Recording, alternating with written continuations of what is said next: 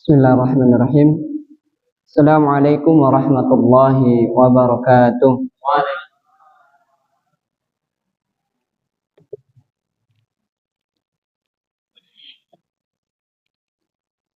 Alhamdulillahi rabbil alamin. Nahmaduhu wa nasta'inu wa nastaghfiruh wa na'udzu billahi min shururi anfusina wa min sayyiati a'malina. May yahdihillahu fala mudhillalah wa may yudlil fala hadiyalah. Asyhadu an la ilaha illallah wahdahu la syarikalah wa asyhadu anna Muhammadan abduhu wa rasuluh la nabiyya ba'da. Faqala Allah Ta'ala fil Qur'anil Karim, ya ayyuhalladzina amanu taqullaha haqqa tuqatih wa la tamutunna illa wa antum muslimun. Allahumma salli ala Muhammad wa ala ali Muhammad kama sallaita ala Ibrahim wa ala ali Ibrahim innaka Hamidum Majid. Amma ba'du. Rabbi shrah li sadri wa yassir li amri wahlul 'uqdatam min lisani yafqahu qawli. Rabbi zidni ilma warzuqni fahma. Rabbana la tuzigh qulubana ba'da idh hadaitana wa hab lana min ladunka rahmah innaka antal wahhab. Yang saya hormati gurundah kami yaitu Ustadz Haji Bisam Yamin, yang kami hormati juga gurundah kami juga Kiai Ustadz Burhan dan asatid semua, ustazah, ustadznya, Bapak Lurah, Pak Camat, dan ada Babin Kantipnas, ya, ada Pak Polisi, ada Pak Tentara, dan semuanya tentunya jamaah sekalian yang dirahmati Allah Subhanahu wa Ta'ala. Alhamdulillah, hari ini tak terasa sudah 1 Muharram. Berarti bagi yang umurnya 30, maka jangan dikira umurnya sekarang itu 30 tahun. Karena Hijriyah sama Masehi ini Pak Lurah berbeda hitungannya, ya kan? Kalau bulan Hijriyah atau tanggalan Hijriyah ini 1 bulannya nggak ada nyampe 31. Jadi 29 dan 30. Nah, bagi yang 30 kira-kira itu umurnya sudah berapa itu ya? Nah, dia bisa jadi sudah 31 atau sudah 32. Nah, bagi yang jomblo-jomblo, yang umurnya masih 30 tahun, jangan nganggap bahwa dia masih 30 tahun, ya. Sudah tua, apalagi yang sudah 60 tahun. Wah, saya santai Ustaz, belum mau ke masjid karena umur masih 60 tahun. Nah, itu enggak lagi 60 tahun. Hitungan kita kalau 60 tahun itu berarti hampir sudah 63 tahun. Karena ditambah terus. Jadi ditambah. 10 tahun itu bertambahnya mungkin 1 tahun. Kalau hitungan secara Hijriyah. Nah, maka jamaah sekalian yang dirahmati Allah Subhanahu wa Ta'ala, ini sedikit cerita. Jadi ketika tahun Hijriyah ini, awalan tahun Hijriyah mungkin banyak yang nggak hafal. Hijriyah itu dari mulainya itu bulan kapan? Apa bapak-bapak hafal semua? Setelah Muharram bulan apa? Safar. Benar ya Pak ya? Safar. Setelah Safar Rabiul Awal. Sebenarnya gampang. Kalau sudah Rabiul Awal, ujungnya aja dirubah Rabiul Akhir. Setelah itu Rabiul Akhir, Jumadil Awal. Seterusnya. Setelah itu Jumadil Akhir. Setelah Jumadil Akhir, Rajab. Nah, kalau udah Rajab ini tinggal 1 bulan lagi, maka bulan yang kita tunggu-tunggu. Setelah Rajab apa? Sya'ban. Setelah Sya'ban, Ramadan. Setelah Ramadan, Syawal. Setelah Syawal, Zulqa'dah. Setelah itu Zulhijjah dan Muharram lagi. Nah, hafal 12 bulan ini. Maka harus kita hafalkan, kita mengingat bahwa ini bulan Hijriyah. Bapak Ibu sekalian yang dirahmati Allah Subhanahu wa Ta'ala, mengingat tadi dikatakan napak tilas, tapi saya enggak banyak tentang sejarahnya. Mungkin ada beberapa hal yang ingin kita sampaikan. Yang paling terpenting adalah apa yang Allah katakan di dalam Al-Quran. Pertama, namanya pergantian tahun, berarti kita itu umurnya berkurang sejatinya. Jadi Pak Lurah, kalau jabatannya 5 tahun, mungkin sudah kurang lagi jabatannya, tinggal 4 tahun. Intinya kalau sudah tahun baru itu kita bukan bertambah umurnya. Maka Allah katakan di surat Al-Hasyr, ya ayyuhalladzina amanu taqullaha wal tanzur nafsum ma qaddamat lighad wattaqullaha innallaha khabirum bima ta'malun. Kata Allah, wahai orang-orang yang beriman, ya ayyuhalladzina amanu taqullaha, beriman dan bertakwalah kamu kepada Allah. Hendaklah setiap diri itu memperhatikan apa yang akan dia bawa, apa yang akan dia bawa untuk hari esok. Apakah dia bawa dosa yang banyak? Apakah dia bawa amal yang banyak? Apakah dia bawa baca Al-Quran yang banyak? Atau dia bawa kedurhakaan sama orang tuanya? Maka ini yang harus kita pahami. Bertambahnya tahun, maka sejatinya berkurangnya usia kita. Itu situ Allah katakan, ittaqullah wa tanzur nafsum ma qaddamat lighad wattaqullah innallaha khabirum bima ta'malun. Dan sesungguhnya Allah itu, kata Allah, sangat mengetahui apa yang kita lakukan. Ada orang yang mengatakan saya masih sibuk. Allah tahu sibuk kamu itu sibuk nggak mau taat sama Allah. Ada yang beralasan saya masih belum sempat ke masjid. Kata Allah, Allah tahu. Bukan kesempatan itu kamu gunakan, atau bagaimana cara kamu menggunakan kesempatan itu, tapi kesempatan itu kamu sia-siakan untuk bermaksiat kepada Allah.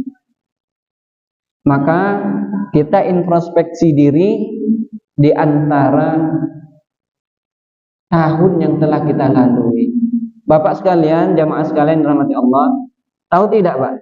Salah satu introspeksi diri kita ini, pada tahun 2021 itu seorang dokter, beliau melakukan disertasi atau penelitian. Ini tentu acuan kita juga. Ternyata 65% lebih masyarakat Indonesia ini sebanyak 149 juta jiwa yang tidak bisa baca Quran. Ada enggak? Apakah kita termasuk di antara 149 juta ini? Bayangin, 149 juta jiwa masih belum mampu baca Quran. Ini tahun 2021. Sisanya itu sekitar 31% mampu baca Quran. Kalau kita kurangin lagi, mampu di sini bukan berarti dia sudah mampu bagaimana bacaan makharijul hurufnya yang benar, bagaimana kaidahnya yang benar, baru mampu aja. Kalau dikurang-kurangin lagi, yang paham bacaannya, yang paham maknanya, yang mentadabburi Al-Qur'annya, mungkin tinggal 5%. Maka ini yang dikatakan Nabi, bagaimana umat Islam itu nanti banyak tapi seperti buih di lautan. Jadi Bapak Ibu sekalian, wajar tidak kita Islam ini sulit mendapat kemenangan? Kenapa? Karena masih banyak yang belum mampu baca Quran daripada yang mampu baca Quran.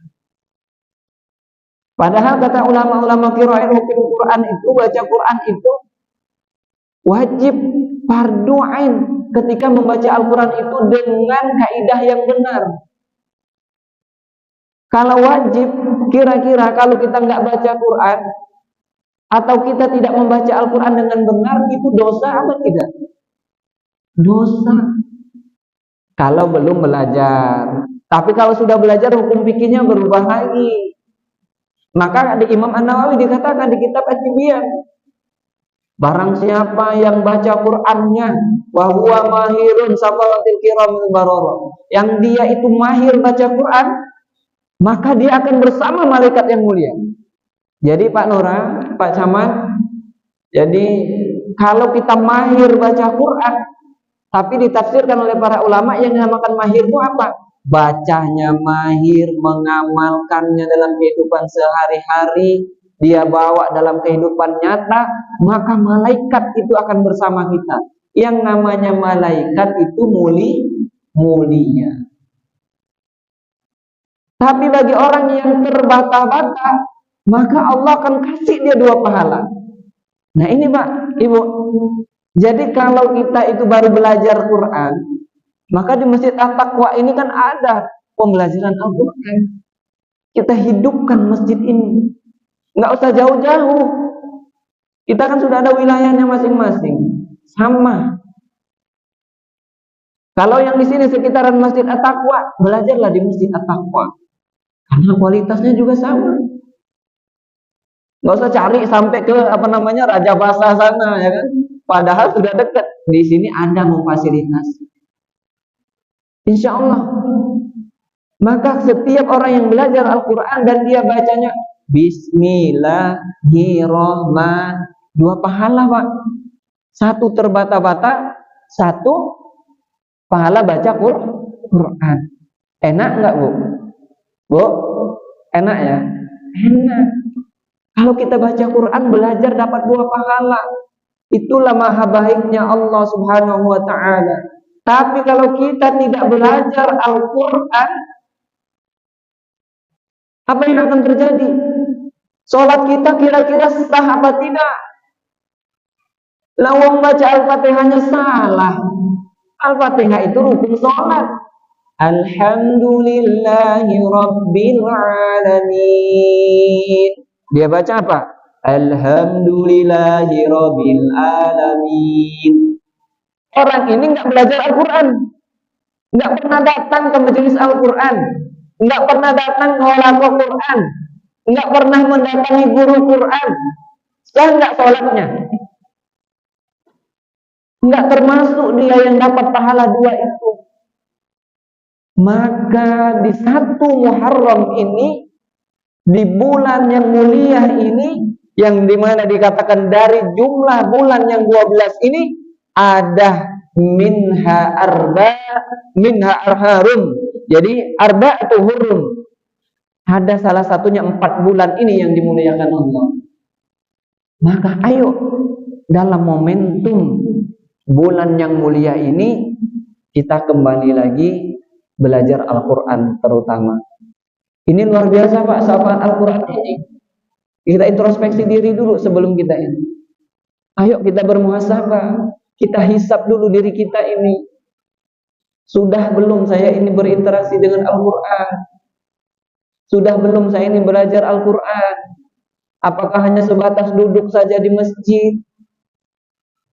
Nah, padahal syafaat Al-Quran itu ada 3 kurang lebih. 1 di dalam kubur. Itu dikatakan dalam satu riwayat. Di dalam kubur Al-Quran itu jadi syafaat nanti. Kan ini dikatakan di satu hadis, Aqra'ul Quran fa innahu ya'ti yaumal qiyamah syafi'an li ashabih. Jadi bacalah Al-Quran Al-Quran itu disuruh baca. Aqra'ul Quran. Baca Al-Quran itu. Kenapa? Karena dia akan fa'innahu ya'ti yaumal qiyamah, dia akan datang di hari kiamat nanti.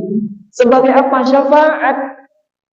Tapi dikatakan di hadis itu li ashabi, orang yang bersahabat dengannya. Pak, ibu-ibu sekalian, kalau bersahabat itu bahasa Al-Quran ada sahib, sahabat. Kalau teman sama sahabat kita bahasa Indonesia aja. Teman sama sahabat beda enggak, Pak? Beda. Kalau hanya sekedar teman itu, oh dia teman saya, ya kan? Tapi kalau dari mana sahabat karib saya, wasahibatihi, itu di surat apa saya tadi? Ya, ya. Itu sahabat. Dikatakan di hadis itu bersahabat. Tapi orang yang bersahabat itu seperti apa? Setiap hari dia bawa ini Al-Quran, dia baca Al-Quran, dia berinteraksi dengan Al-Quran. Tapi bukan hanya berinteraksi, tapi dia mengamalkan isi Al-Quran tersebut. Mengamalkan itu bagaimana Ustaz? Misal gini, Ini penting kita mengajarkan anak-anak kita adab, Bapak Ibu sekalian. Di surat Luqman, pendidik yang utama itu siapa, Pak? Kira-kira, Pak? Ibu, ayah. Kalau bahasa pendidikan parentingnya, banyak sekarang ayah ini salah. Dia bilang ayah itu hanya tugasnya cari duit.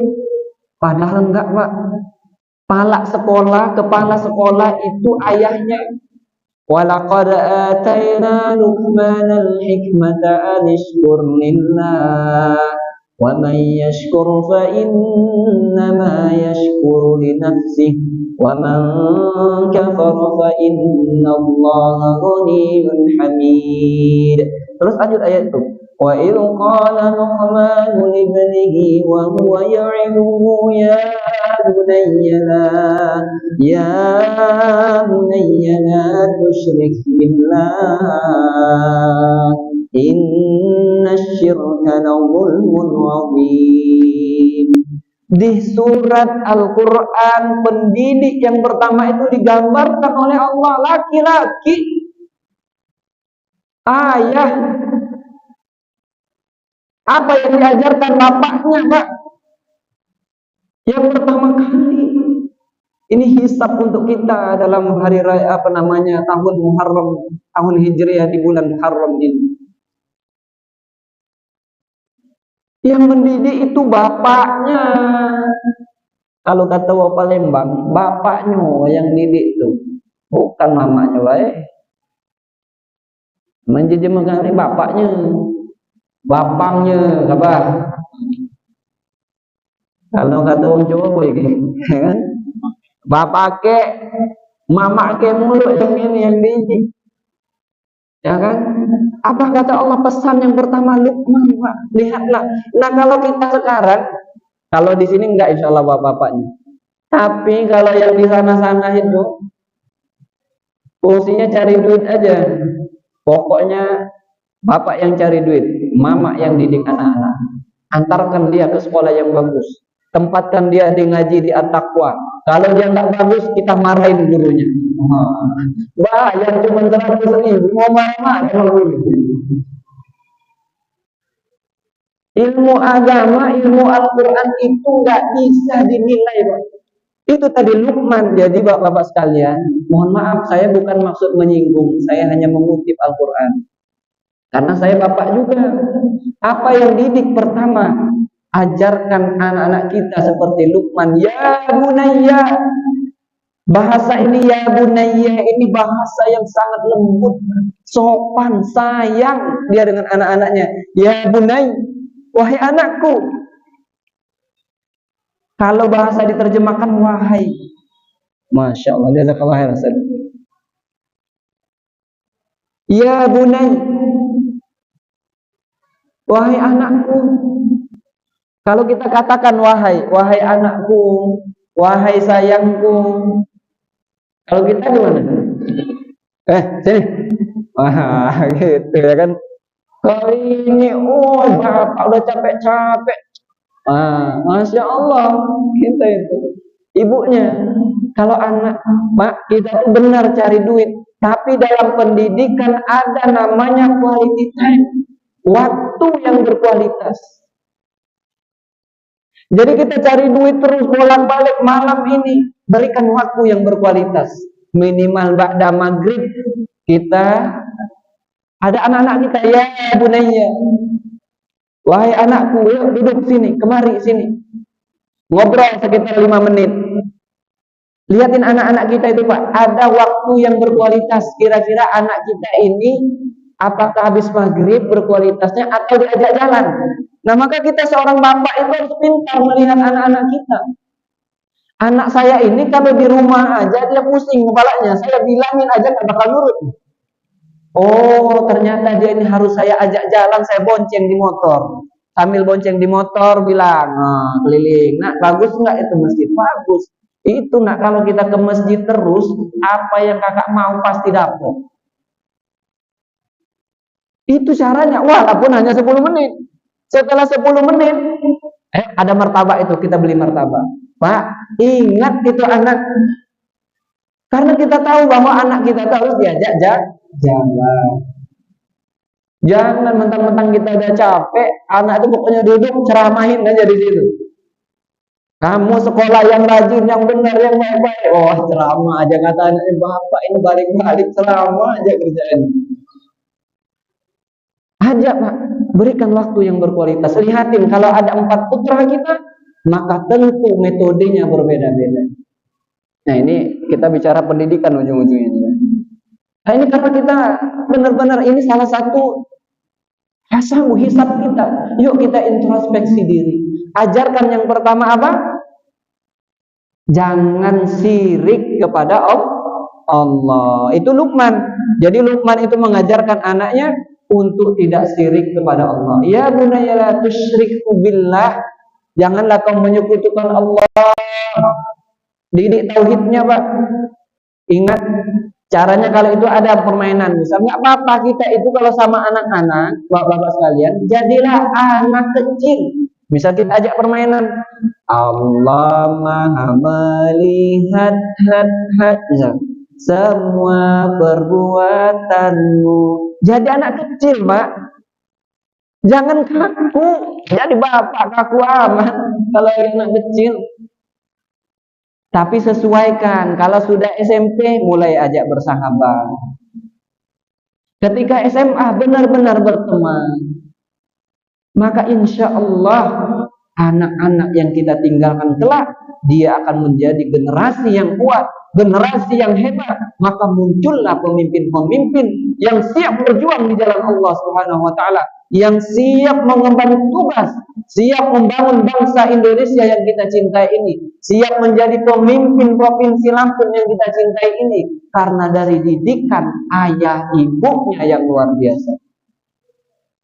Nah, ini udah berapa menit bicara tentang pendidikan, belum tentang ini. Tapi ini bagian daripada kita menghisap diri. Saya jadi agak semangat dikit ini Pak kalau bicara pendidikan. Padahal tadi sebenarnya agak kurang sehat. Kepala saya ini pusing, kesini memaksakan diri. Jadi berkeringat, tapi alhamdulillah ini Allah kuatkan. Mudah-mudahan sampai selesai. Karena ini adalah momentum bagaimana kita menjelaskan pentingnya di bulan Muharram ini yang namanya bapak-bapak belum berubah jadi bapak sejati. Maksudnya bapak sejati itu yang mendidik anaknya dengan baik, yang mendidik istrinya dengan benar. Maka ayo didik anak-anak kita, didik istri kita, lakukan dengan kebaikan-kebaikan. Jangan sekalian dirahmati Allah Subhanahu wa taala. Nah tadi disebut ada 12 bulan itu dinamakan minha arba'atu hurum, bulan yang dihormati. Jadi 4 bulan ini bulan yang dihormati. Ada juga bulan yang disucikan, yang dinamakan juga. Ada juga bulan yang diharamkan. Tapi 3 bulan ini bergandengan, Pak. Yang 3 bulan awal, ya Ustaz. Jadi yang pertama apa tadi? 4 bulan Ramadan, apa namanya? Zulqa'dah, Zulhijjah, Ramadan. 3 bulan ini bergandengan, dimuliakan. Tapi 1 bulannya terpisah. Apa itu? Muharram. Jadi 4 bulan pas 3 bulan ini bergandengan, masih 1 tahun yang sama, nanti dia keluarnya 1 tahun yang baru, yaitu 4 bulan yang terpisah itu, yaitu Ashhurul Hurum, 4 bulan yang dimuliakan oleh Allah Subhanahu wa taala. Nah, Muharram ini salah satu dari 4 bulan yang istimewa itu. Kenapa dia istimewa? Karena memang banyak terjadi peristiwa-peristiwa Pak di bulan Muharram ini. Tapi kita nggak bahas peristiwa itu. Buat apa peristiwa itu digambarkan oleh Allah? Agar manusia mengambil pelajaran. Ya, salah satunya peristiwa yang pertama adalah diciptakan Nabi Adam alaihissalam. Yang Allah katakan di surah Al-Baqarah, wa in qala rabbuka lil malaikati inni ja'ilun fil ardi khalifah qalu wa taj'alu fiha man yufsidu fiha wa yasfiku dima wa nahnu nusabbihu bihamdika wa nuqaddisu lak qala inni a'lamu ma la ta'lamun. Ini kalau hafalannya Pak Lurah yang sudah juz 1. Yang hafal juz 1 komandan hafal ini insyaallah. Jadi santri-santri kita hafal ini juz 1 ya. Al-Qur'an itu susah atau mudah, Bu? Mudah apa susah? Ayo. Nah, Al-Qur'an itu mudah apa susah? Mudah. Ngapalnya mudah. Belajarnya mudah. Nah, ini kadang-kadang siapa yang bilang mudah itu, Ustaz? Allah yang bilang mudah itu. Kalau Allah sudah katakan mudah, kita tidak percaya apa enggak? Yakin? Yakin nggak kita percaya?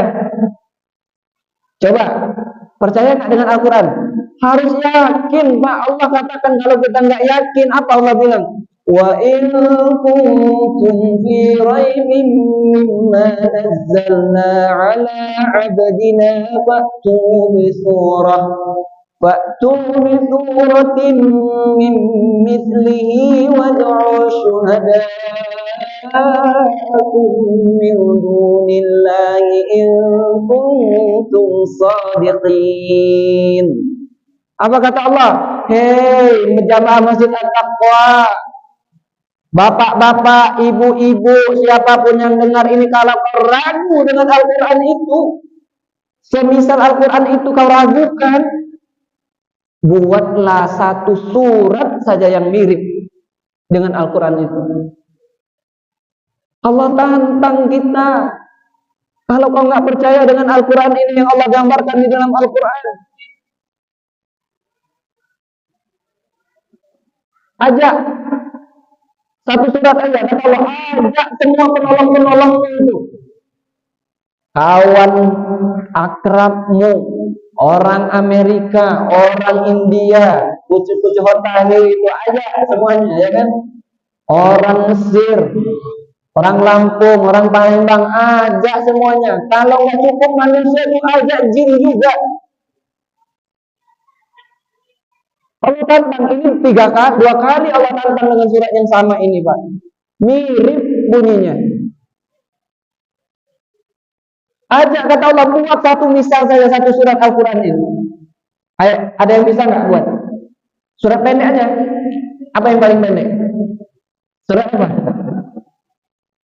Inna a'tainakal kautsar fasalli li rabbika wanhar inna syani'aka huwal abtar. Ya. Ini tar ini abtar ini. Banyak orang yang nggak percaya, Pak. Ayat ini, surat ini. Inna a'tainakal kautsar ini fasalli li rabbika wanhar. Salli wanhar. Ini banyak orang yang nggak percaya. Contohnya apa? Sholat. Rame nggak masjid kita, Pak? Rame nggak, Pak? Pak Lurah? Rame nggak masjid kita? Nggak rame. Di mana-mana masjid itu sepi. Ini rame, Ustaz? Iya rame. Tapi kalau dibandingkan perumahan, misalnya ada satu perumahan yang kakaknya 130, yang datang ke masjid cuma 2 saf. Kapan ramenya masjid itu? Pada saat hari raya Idul Fitri, hari raya Idul Adha, sama sholat Jumat. Rame itu. Kenapa sholat Jumat rame, Pak? Karena dia ingin hadis, ingat banget di kepalanya. Man taraka sholatul Jum'ah, ya, siapa saja yang meninggalkan sholat Jumat 3 kali, 3 kali faqad kafara, bahwa dia telah menjadi kafir. Nah, ingat dia, oh saya ini kemarin 3 kali nih ya. Kalau nggak sholat Jumat dulu saya 3 kali. Dia takut jadi orang kafir. Padahal sholat wajib itu ada hadisnya banyak dikatakan. Pembeda seorang muslim dengan orang-orang kafir yaitu sholatnya. Allah katakan, As-salatu miftahul jannah, di hadis itu. Salat itu adalah kuncinya surga. Kalau ingin masuk masjid ini harus ada kunci biar bisa masuk. Kalau nggak ada kunci, ini dikunci semua, jendelanya kebuka, kita masuk lewat jendela, kita disangka apa, Pak? Maling. Ada pengurus masjid diusir kita dari masjid. Kayak gitulah kalau mau masuk surga itu sholat. Banyak yang nggak percaya ini, pendek. Maka tadi Allah katakan kalau kamu nggak percaya, harusnya kamu buat itu Al-Quran. Sholat. Yang kedua kurban kemarin. Walaupun nggak lewat, saya mau katakan ini sedikit. Orang pada nggak mau berkurban. Alasannya apa? Nggak mampu, Ustadz. Nah sekarang mampu dan tidak mampu ini ukuran siapa? Tolak ukurnya apa? Tolak ukurnya agama, syariat kita, apa diri kita? Ayo, yang kemarin bilang nggak mampu, padahal jelas itu hadis Nabi Muhammad SAW. Barang siapa yang mampu berkorban dan dia tidak berkorban, jangan dekat di masjid kami, kata Rasulullah. Ada lagi dikatakan, kalau dia nggak berkorban, bukan barisan ini, bukan golongan kami. Alasannya nggak mampu. Dia tiap hari beli bensin mobilnya 100.000. Dia bayar. Padahal kata para ulama, makanya Bapak Ibu sekalian jamaah sekalian dirahmati Allah Subhanahu Wa Taala, penting sekali kita menghisap ini. Karena di bulan Muharram yang mulia ini perlu kita hisap, perlu kita introspeksi diri untuk tahun depan supaya tidak terjadi lagi. Berkurban itu bukan berdasarkan ukurannya kita tidak mampu itu, tapi lihatlah syariat. Ulama banyak menjelaskan tentang apa yang dimaksudkan tidak mampu dalam berkurban. 4 mazhab. Ada yang mengatakan apa ketidakmampuan itu yang dimaksud tidak mampu itu? Dikatakan di salah satu kitab, yang dimaksud tidak mampu itu adalah kalau dia tidak mampu memenuhi makan, minumnya, kebutuhan pangannya selama 3 hari tasyrik tersebut. Jadi misalnya di hari raya besok, hari Senin. Nah kalau dia berkurban Senin, Selasa, Rabu, Kamis itu dia nggak bisa makan. Itulah yang dinamakan orang tidak mampu. Bukan gara-gara saya harus bayar daftar ulang anak, saya harus bayar mobil, saya harus beli motor, saya harus beli ini. Bayar daftar ulang anak itu tahun depan. Bayar bulanan sekolah anak itu bulan depan. Jadi ini banyak kita ini salah kaprah, Pak. Berdalih ketidakmampuannya itu dengan tolak ukurnya dia sendiri. Nah maka ini bagian hisab kita. Habis, masya Allah. Ini udah habis, masya Allah ya. Apaan ini waktunya habis. Ya, padahal lagi suruh nih Pak Lurah ya. Padahal hadis-hadisnya belum kita bacakan ini. Jadi karena masuk sudah waktu Isya, lebih dan kurang saya mohon maaf Bapak Ibu sekalian, jamaah sekalian terhadap apa yang saya sampaikan, ustaz sekalian, guru-guru saya sekalian. Apabila ada yang salah, pasti diri saya pribadi dan kekurangan ilmu saya. Dan ini bagian saling menasihati wa tawassaw bil haqq wa tawassaw bis sabr. Insyaallah di kemudian hari kita bertemu kembali, dan saya akhiri wabillahi taufiq wal hidayah. Wassalamualaikum warahmatullahi wabarakatuh.